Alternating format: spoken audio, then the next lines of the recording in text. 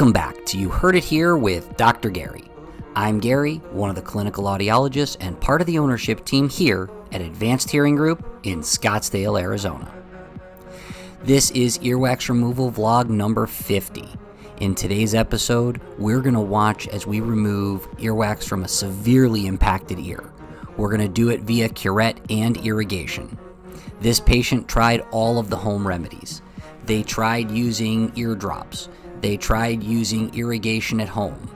They tried using Q-tips as well as those little corkscrew tools that you're supposed to put into the earwax and help to pull it out. None of it worked, and all of it just made the impaction worse.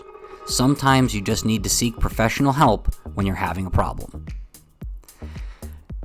Our goal on this channel is not only to entertain via these earwax removal videos, but is also to educate. So while you watch me do this wax removal, I want to talk to you about a report put out by HHS called Healthy People 2030.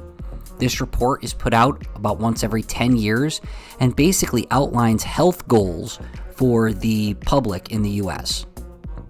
This goal identified hearing healthcare as a very underserved grouping. There are actually 5 goals within this Healthy People 2030 report, all related to ears, hearing, or balance. The first one is to increase the number of adults wearing hearing aids to treat hearing loss. Notice, the goal is not to increase the number of senior citizens, but the number of adults. Adults are 18 and over. Believe it or not, nearly 17% of high school seniors have a hearing loss that could be treated via amplification. This hearing issue is not just an issue for the elderly. It starts a lot earlier than people think, and we just tend to ignore it. The second goal is to reduce the number of adults who have not had their hearing tested in at least the last 5 years. In other words, starting at the age of 18, you should be having your hearing tested every 5 years, even if you don't think there's a problem. If you don't think there's a problem, you still need to have it monitored and checked, and once a problem is identified, your hearing needs to be tested even more often. The third goal is to reduce the number of adults with hearing loss due to noise exposure and increase the amount of hearing protection being used.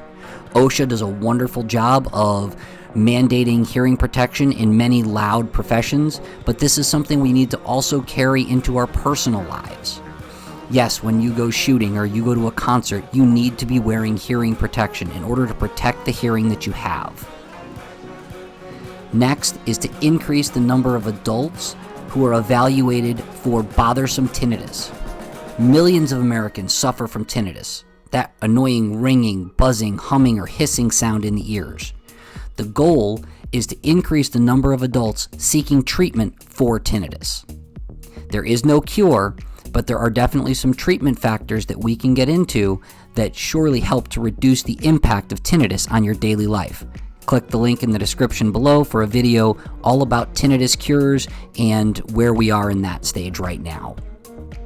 Finally is to increase the number of adults being evaluated for balance problems. Believe it or not, a lot of adults will have balance issues and just ignore them. This leads to falls, and these falls are what really cause some major health issues, especially as we get older. It's not so much the fall, but the sudden stop at the bottom that causes the problem.